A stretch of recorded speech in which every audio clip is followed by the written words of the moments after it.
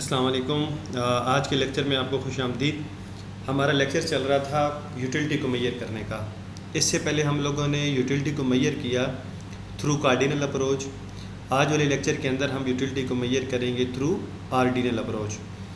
Basically ordinal approach के अंदर हम यूटिलिटी को मेजर करते हैं ऑर्डर फॉर्म में, जैसे कि इसके नाम से नज़र आ रहा है ऑर्डर आर्डिनल अप्रोच। इसमें हम यूटिलिटी को बंडल्स की फॉर्म में, ऑर्डर की फॉर्म में, पेयर की फॉर्म में मेजर करेंगे।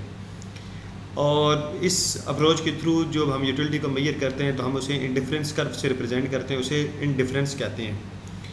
अब बेसिकली इंडिफरेंस कर्व क्या होता है? इंडिफरेंस कर्व आपके पास शो करता है different combination of two goods जो कि आपको सेम लेवल ऑफ सेटिस्फेक्शन देंगे। आप उनमें से चाहे जो मर्ज़ी पेयर सेलेक्ट कर लें, और इसमें आपकी जो प्राइस लेवल है और जो इनकम लेवल है वो गिवन होगा। गिवन का मतलब ये है कि उसमें कोई चेंज नहीं आएगा। Price of X, price of Y या इनकम जो है वो आपकी कांस्टेंट रहेगी, उसमें किसी किस्म का चेंज नहीं आएगा। तो ये बेसिकली इंडिफरेंस कर्व है कि इंडिफरेंस कर्व आपको शो करेगा different combination of two goods which a consumer can buy with his और her income when the prices are given and income is given. तो ये इंडिफरेंस कर्व की basic definition है।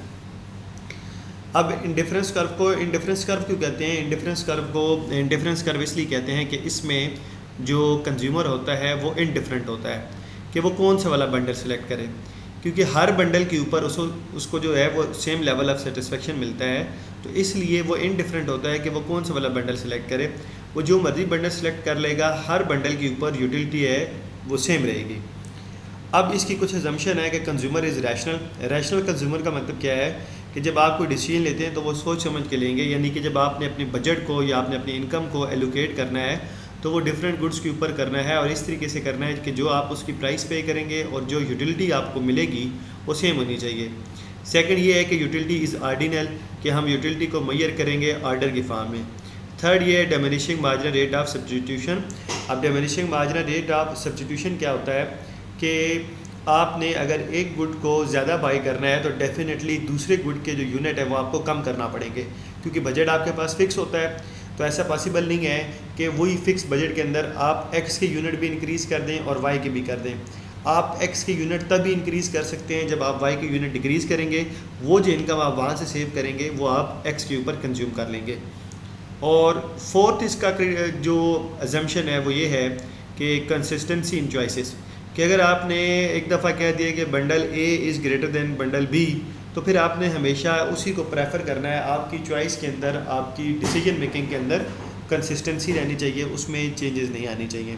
तो ये इंडिफरेंस कर्व और ये उसकी अजम्पशन। अब हम इसी चीज़ को टेबल से और ग्राफ से समझने की कोशिश करते हैं कि इसका टेबल कैसे बनेगा और इसका ग्राफ कैसे बनेगा।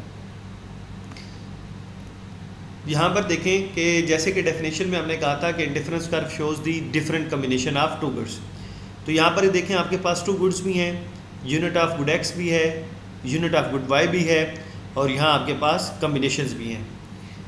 अब देखें जैसे कि उसकी डेफिनेशन में हमने कहा था कि डिमिनिशिंग एमआरएस, कि अगर आपने वाई के यूनिट इंक्रीज़ करने हैं तो एक्स के डिक्रीज़ होंगे, अगर आपने एक्स के इंक्रीज़ करने हैं तो वाई के डिक्रीज़ होंगे।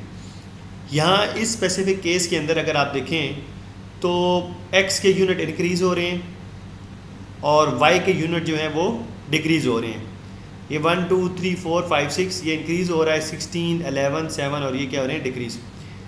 अब ये पहला एक कम्बिनेशन है, इसमें हमने 1 यूनिट लिया एक्स का और 16 यूनिट लिए वाई के।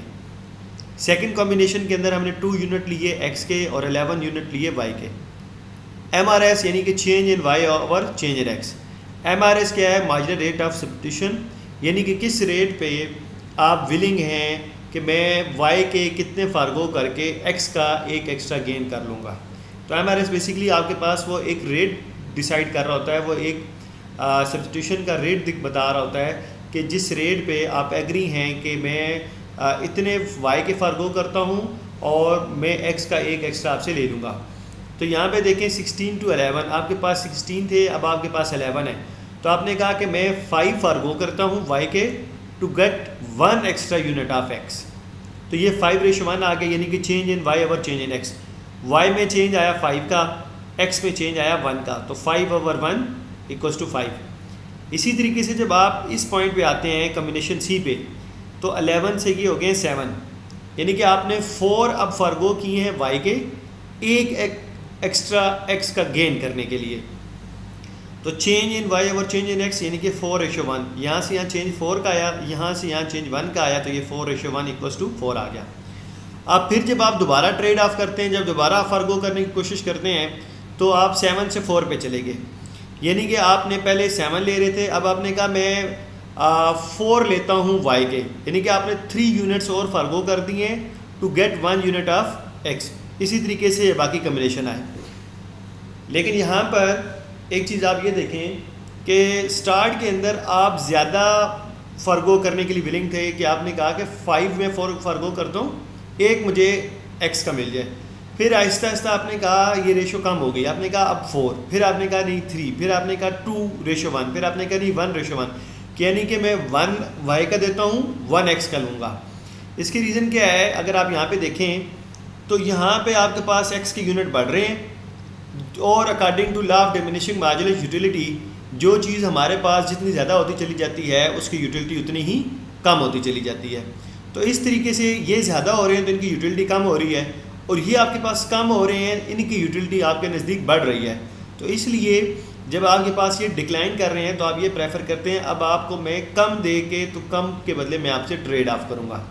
तो इस तरीके से आप डिफरेंट वैल्यूज़ एज्यूम कर सकते हैं। और एक बात याद रखिएगा, आप जो मर्ज़ी वैल्यूज़ ले लें, जैसे मर्ज़ी ले लें, ये गैप आप 1 का रखें, 10 का रखें, 20 का रखें, इससे कोई फ़र्क नहीं पड़ेगा। जो चीज़ आपकी कॉमन आनी चाहिए वो ये है कि ये जो MRS की वैल्यूज़ हैं ये डिक्रीजिंग में आनी चाहिए। ये 5, 4, 3, 2, 1 ये हमेशा डिक्लाइन करेगा। यही इसके हमने एग्जम्पशन में पढ़ा था डिमिनिशिंग MRS, कि जो आपका MRS है वो डिक्रीज़ कर रहा होगा। तो इस बात का आपने ध्यान रखना है कि MRS की वैल्यू सारी डिक्लाइनिंग में होनी चाहिए, यानी फर्स्ट वाली ग्रेटर, सेकंड वाली फर्स्ट से लेस हो, थर्ड वाली सेकंड से लेस हो, और इसी तरीके से बाकी। तो बाकी आप यहाँ जो मर्ज़ी वैल्यूज़ ले लें, यहाँ गैप आप जो मर्ज़ी ले लें, इससे कोई फ़र्क नहीं पड़ेगा, लेकिन आपका MRS का आंसर ये डिक्लाइन करना चाहिए। अब हम इन्हीं वैल्यूज़ को प्लाट करके ग्राफ बनाते हैं। y एक्सिस पे हम यूनिट ऑफ y ले लेंगे, x एक्सिस पे हम यूनिट ऑफ x ले लेंगे।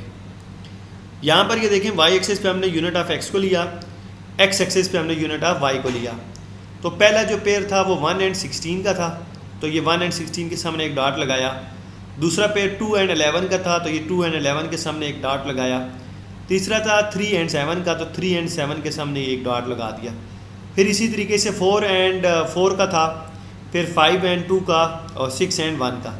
तो इन पॉइंट्स को हमने ज्वाइन किया तो ये हमारे पास इंडिफरेंस कर्व आ गया। और ये देखिए ये डाउनवर्ड स्लोप है, नेगेटिव स्लोप है, और ये कन्वेक्स टू द ओरिजिन है। कन्वेक्स टू द ओरिजिन का मतलब क्या है कि ये ओरिजिन की तरफ ऐसे बेंड हुआ हुआ होता है। अब यहाँ पर अगर आप ये देखें तो ये MRS कैलकुलेट हुआ है, change in y over change in x। तो यहाँ हर डिफरेंट पॉइंट के ऊपर MRS की वैल्यू है। A to B MRS की वैल्यू क्या है? Change in y over change in x, यानी कि यहाँ से यहाँ y में कितने का चेंज आ रहा है? 5 का। x में कितने का चेंज आ रहा है? 1 का। तो 5:1, यानी कि पॉइंट A से पॉइंट B में जो MRS की वैल्यू दैट इज़ 5। इसी तरीके से point B two point C जो चेंज आ रहा है वो 11 to 7 था, यानी कि चेंज इन y 4 आया और चेंज इन x जो है वो 1 है। तो 4 डिवाइडेड बाई 1 इक्वल्स टू 4। तो but between point B to C MRS is 4, जैसे कि हमने यहाँ पे टेबल के अंदर ये कैलकुलेट किया था, ये 5, 4, 3, 2, 1। तो यहाँ पे हर एक पॉइंट के ऊपर ये यहाँ पे 5 है, यहाँ पे 4 है, यहाँ 3 है, यहाँ 2 है, और E to F ये हमारे पास क्या है? 1 है। और MRS को ही इंडिफरेंस कर्व की स्लोप कहते हैं, क्योंकि वो नेगेटिव होता है। तो ये इसी वजह से ये जो इसका कर्व होता है वो डाउनवर्ड स्लोप बनता है और नेगेटिव स्लोप बनता है। मुझे उम्मीद है कि ये आपको समझ आ गया होगा। अगर इसके हवाले से आपका कोई भी क्वेश्चन हो तो आप कमेंट सेक्शन में कर सकते हैं।